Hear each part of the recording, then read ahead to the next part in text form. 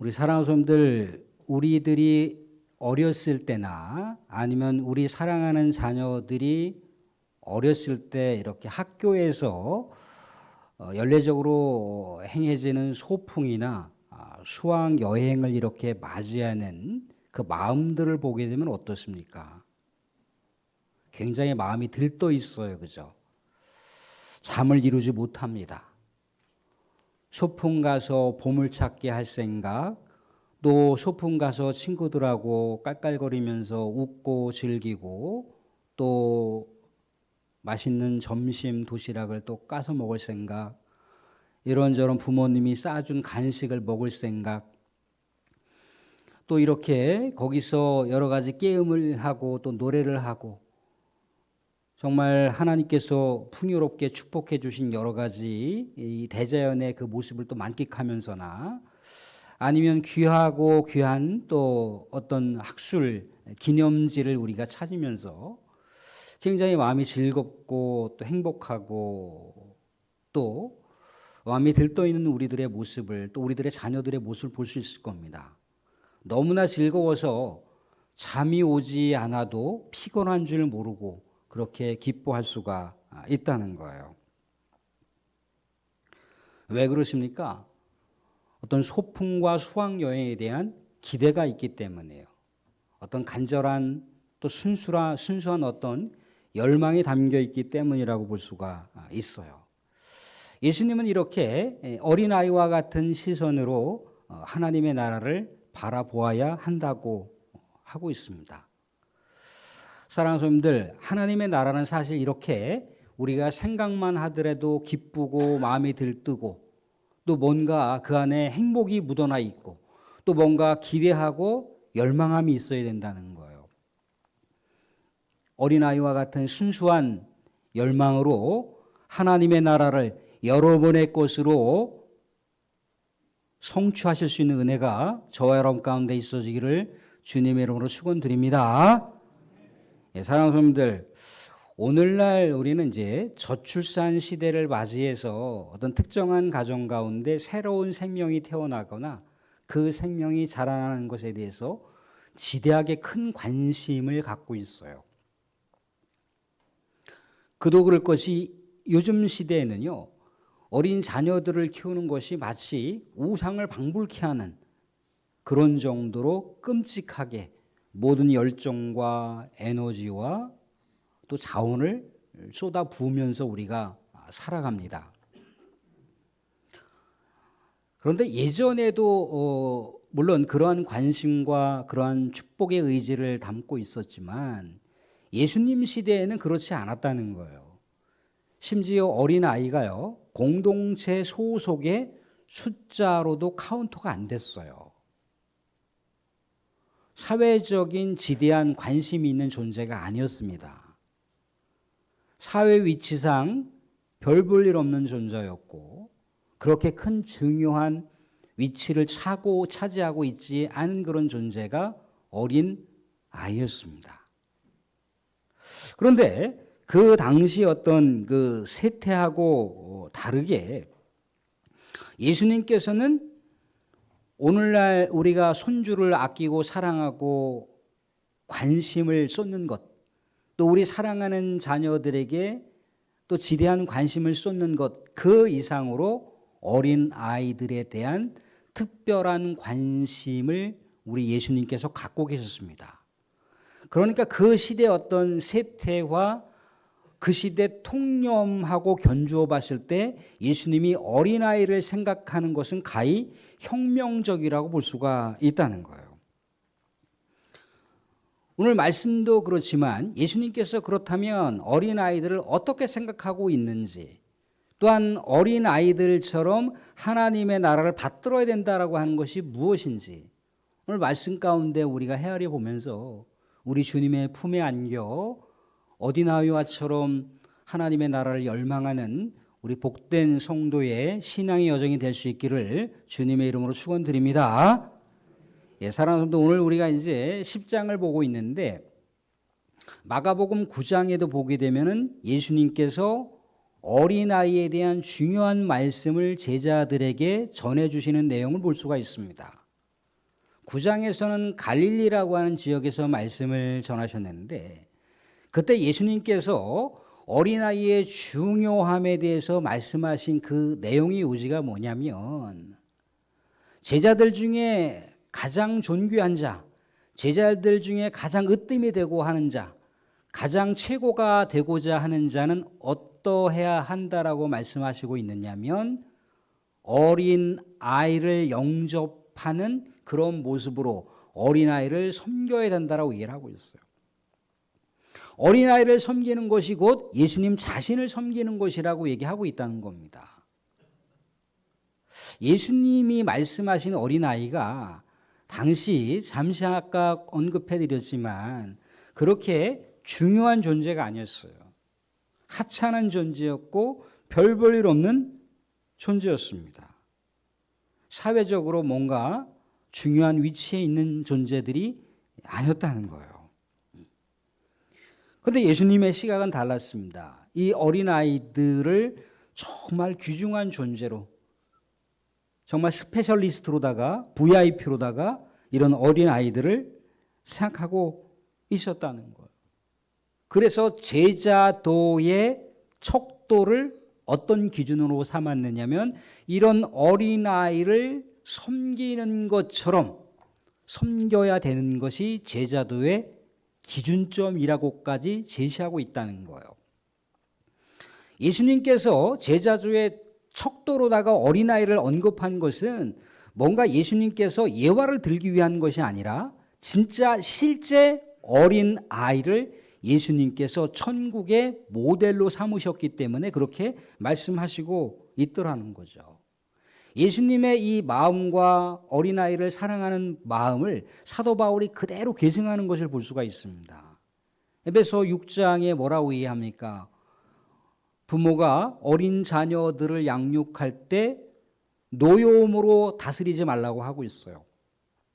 오직 주의 교훈과 훈계로 다스리라고 하고 있습니다. 전인격적인 우리 하나님의 영혼으로 인식을 하고 그 영혼을 키우고 보호하고 양육하라고 하시는 사도 바울의 일침이에요. 예수님하고 동일하게 사도 바울도 역시 마찬가지로 어린아이의 중요성을 말씀하고 있더라는 거죠. 근데 오늘 우리가 읽었던 이 본문 10장에 대한 내용도 보게 되면은 예수님께서 어린아이에 대한 중요성을 말씀하시고 있어요.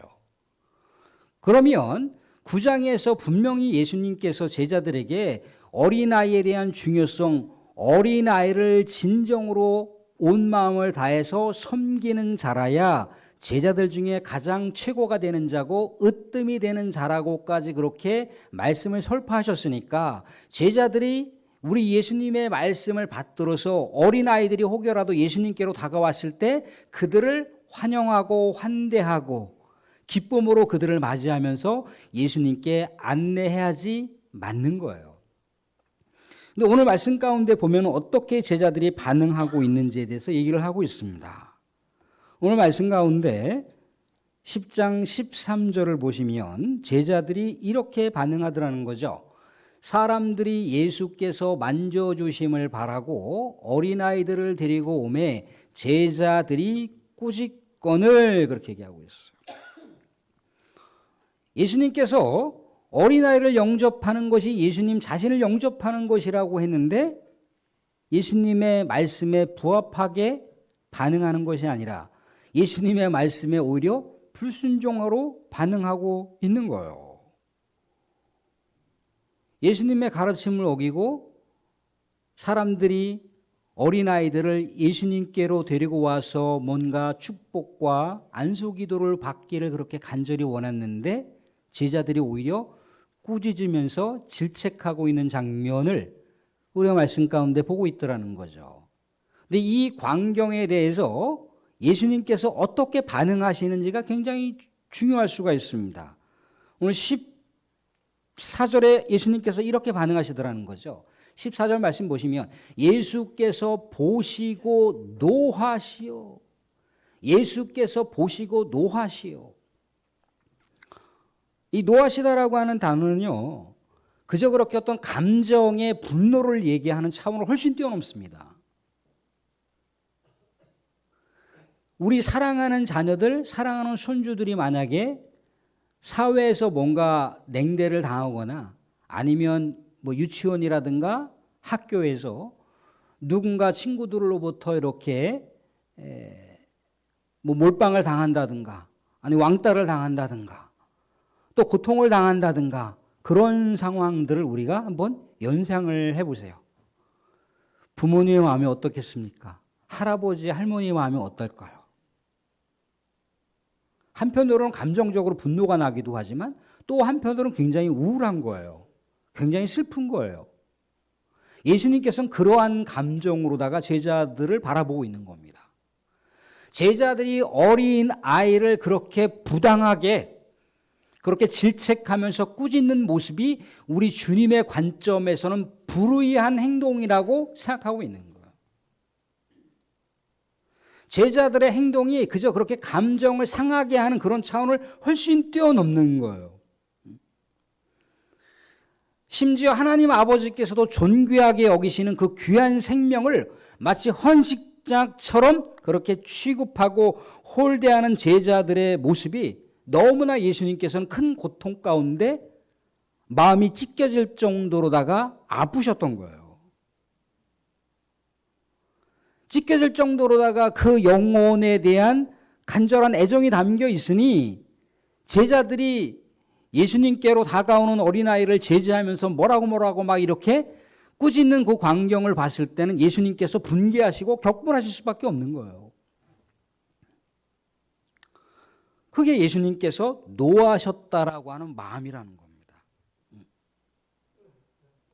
예수님께서 어린아이들을 얼마나 끔찍하게 사랑하셨는지를 우리가 헤아려 볼 수 있는 단어가 그 단어 안에 내포되어 있어요.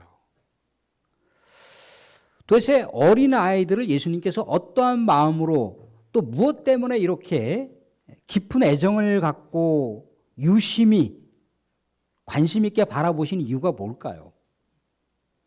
아마도 부모의 손에 이끌려서 예수님께로 가고자 하는 그 어린아이들의 마음은 어떤 마음이었겠습니까?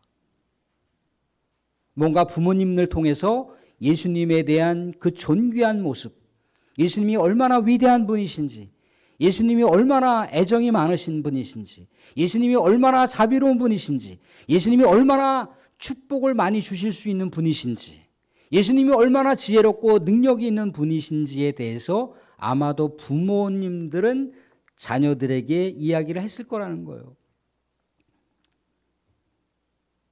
어린아이들은 예수님을 생각하면 어떤 마음이 들었겠습니까? 예수님에 대한 사모하는 마음이 있었겠죠. 예수님이 얼마나 지혜로운지 그 당대 수많은 종교 지도자들과의 토론에서 그들을 능가하는 말씀을 설파하셨대더라. 우리같이 이렇게 아프고 상처 있고 고통받는 영혼들을 위로하셨던 예수님이란다. 그 예수님이라면 너희들의 미래의 비전을 축복해 주시고 너희들의 미래에 하나님의 섭리가 흐를 수 있도록 해줄 수 있는 분이란다. 그 예수님께 우리가 가자라고 그렇게 부모님이 어린 자녀들에게 이야기했을 때 그들의 심령 가운데는 아마도 예수님을 만난다라고 하는 것이 얼마나 순수한 열정으로 사모하는 마음이 가득했을 거라는 거예요. 와, 그래, 그 예수님을 우리가 만날 수 있다면, 그 예수님께 우리가 축복을 받을 수만 있다면, 그 예수님을 우리가 그렇게 우리 부모님이 얘기해 줬던 그 예수님을 만나서 안수기도 받을 수만 있다면 얼마나 행복할까, 얼마나 기쁠까. 그 들뜬 마음, 순수한 열정, 사모하는 마음으로 예수님께 다가갔을 거라는 거예요. 예수님께서는 어린아이들의 그 순수한 열정, 우리 주님을 동경하는 그 마음을 예수님께서는 읽으셨던 겁니다. 그래서 예수님께서 이렇게 말씀을 하시더라는 거죠. 우리 사랑하는 성도들 수고스럽지만 14절 말씀 같이 한번 읽어보겠습니다. 14절 말씀 같이 읽겠습니다. 같이 시작. 예수께서 보시고 노하시어 이르시되 어린 아이들이 내게 오는 것을 용납하고 금하지 말라. 하나님의 나라가 이런 자의 것이니라. 이런 자의 것이니라. 예수님께서는 어린 아이들을 얼마나 그 순수한 동경하는 마음을 존귀한 마음으로, 얼마나 깊은 사랑의 마음으로 그 영혼들을 바라보셨겠습니까? 그 당시 통념상 어린 아이들은요, 공동체 소속원으로 숫자도 포함되지 않습니다. 그런데 예수님께서는 심지어 하나님의 나라가 이런 어린 자의 것이라고까지 말씀하시고 있더라는 거죠. 하나님 나라의 귀중한 공동체의 일원이라고 하는 것을 예수님께서 잊지 않고 제자들에게 말씀하시고 있는 거예요. 하나님의 나라의 주인공이라고 말씀하시고 있는 거예요. 하나님의 나라의 비전이라고 말씀하시고 있는 거예요. 하나님의 나라의 뜻을 이룰 수 있는 하나님 나라의 상속자라고 예수님께서 그렇게 말씀하시고 계시더라는 거죠. 사랑하는 성도님들, 어떻게 하나님의 나라가 어린 아이들과 같은 자들의 것이라고 말씀할 수가 있습니까? 하나님의 나라는요, 세상의 관점으로 완성된 자가 갈 수 있는 자들이 아닙니다. 하나님의 나라를 갈 수 있는 자들은요, 늘 언제나 누군가의 도움을 구하는 자들, 절대적으로 하나님을 의지하지 않으면 안 되는 그런 자들이 가는 것이 하나님의 나라예요. 어린 당시의 생명들을 보세요. 공동체 소속원도 되지 않은 그 어린 생명들, 부모로부터 도움을 받지 않으면 살아갈 수 없는 생존 자체가 희박한 그 존재들, 늘 언제나 부모를 의존하면서 살아갈 수밖에 없어요. 늘 누군가의 도움을 구하면서 살아갈 수밖에 없는 대상들이 어린아이들입니다. 그런데 하나님의 나라가 이런 자의 것이라고 했을 때 이 어린 아이들이 얼마나 하나님을 절대 신뢰하면서, 얼마나 우리 예수님을 사모하면서 그 나라를 생각했는지를 헤아려 볼 수가 있어요. 사랑하는 부모가 왜 부모로서의 정체성을 갖는 이유가 뭔가요? 자녀가 부모를 인정하기 때문에, 자녀가 부모를 찾기 때문에, 사랑하는 우리 자녀들이 아버지, 아빠 하는 순간 아버지는 아버지로서의 정체성을 갖는 거예요. 사랑하는 자녀들이 엄마, 어머니라고 하는 그 호칭을 사용했을 때 엄마는, 어머니는 비로소 정체성을 부여받을 수가 있더라는 거죠. 그러니까 이 어린 아이와 같은 영혼들이 우리 주님을 애타게 찾고 주님을 그리워하고 주님께 무엇인가 간절히 기도했을 때 우리 주님은 주님으로서의 정체성을 갖는 거예요. 하나님의 나라에 들어갈 수 있는 자들, 하나님의 나라가 이런 자의 것이라고 말씀하신 그 내용도 동일하다는 겁니다. 하나님의 존재를 의식하고 하나님을 정말 찾는 자들, 하나님을 애타게 그리워하는 자들을 통해서 하나님은 하나님으로서의 정체성을 갖는 거예요. 그게 하나님의 나라를 주실 수 있는 자들이라고 하는 것, 하나님의 나라가 그들의 것이라고 하는 그 대상을 우리 주님께서 말씀하시고 있더라는 거죠. 심지어 이렇게까지 예수님께서는 말씀하시고 있습니다. 15절에서도 보시면 내가 진실로 너에게 이르노니 누구든지 하나님의 나라를 어린 아이와 같이 받들지 않는 자는 결단코 그곳에 들어가지 못하리라 하시고, 어린아이처럼 받들어야 된다는 거예요. 어린아이처럼 사모해야 된다는 거예요. 어린아이처럼 기대해야 된다는 거예요. 어린아이처럼 뭔가 환영하고 열렬히 마음속에 동경을 해야 된다는 거예요.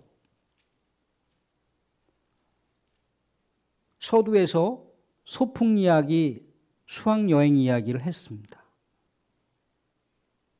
우리들이 어렸을 때나 어린 자녀들이 학교에서 소풍의 날짜를 잡았을 때 그 들떠있는 마음,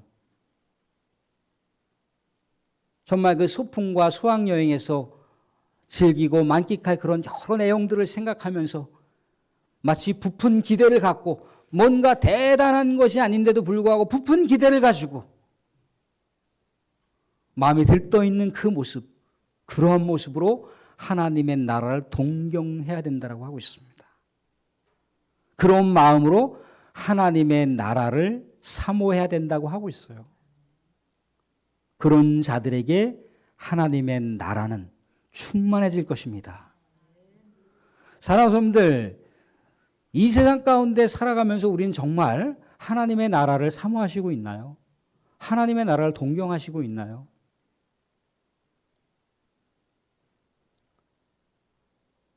우리의 기도의 열정, 우리가 하나님을 애타게 찾는 우리의 경건의 내용을 한번 살펴보세요.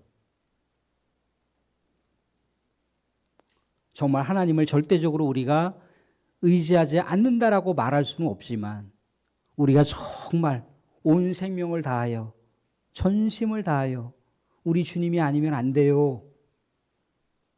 주님이 정말 함께 해주셔야 돼요. 정말 우리가 가슴 절절하게 우리의 마음을 쥐어 짜듯이 우리 주님 앞에 우리가 나아가고 있습니까? 우리는 세상 가운데 너무나 풍요롭게 살아가고 있어요. 너무나 풍성한 것을 누리면서 살아가고 있어요. 그렇지만 우리의 육적인 삶은 뭔가 풍요롭고 풍성함으로 가득한다 할지라도 우리 이 시대를 살아가면서 영적 빈곤의 삶을 살아가는 것은 아닙니까? 정말 주님을 풍요롭게 찾는 그 모습이 우리 가운데 있던가요? 정말 주님 앞에 우리가 많은 기도의 내용들을 얘기하지 않더라도 주님 저 왔어요. 주님 저 왔어요. 주님 너무 힘들어요. 우리 사랑하는 아들, 사랑하는 딸, 주님 어떻게 하죠? 무엇인가 많은 내용을 가지고 기도하지 않았어요. 주님 내가 몸담고 있는 일터, 사업장 어떻게 하죠? 하나님 정말 이 나라 이 민족 어떻게 하죠? 우리가 그냥 주님 앞에 나와서 그냥 마음을 우리 하나님께 쏟고 기도했을 때 하나님으로부터 정말 영적으로 충만하게 하나님의 위로와 안아주심과 하나님의 다독여 주심을 우리가 경험한 세월들이 얼마나 됩니까? 우리는 혹여라도 영적 빈곤의 시대를 살아가고 있는지도 모르겠어요. 하나님의 나라는 어떻습니까? 정말 사랑하는 성도 하나님의 나라를 사모하시고 있나요? 이대로 사는 것이 좋사오니 다볼산 그 변화산 상에서 예수님의 그 충만한 현현의 역사를 경험했던 예수님의 세 제자가 이대로가 좋사오니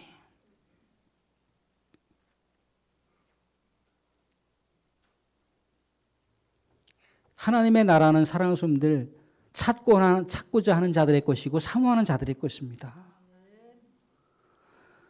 사랑하는 성도들 말씀을 맺겠습니다. 하나님의 나라를 열렬히 기대하고 동경하고 사모하고 예수님을 들은 자나 가슴속에 고이고이 간직하면서 주님과 동행하는 인생의 여정길을 살아가실 수 있기를 주님의 이름으로 축원드립니다.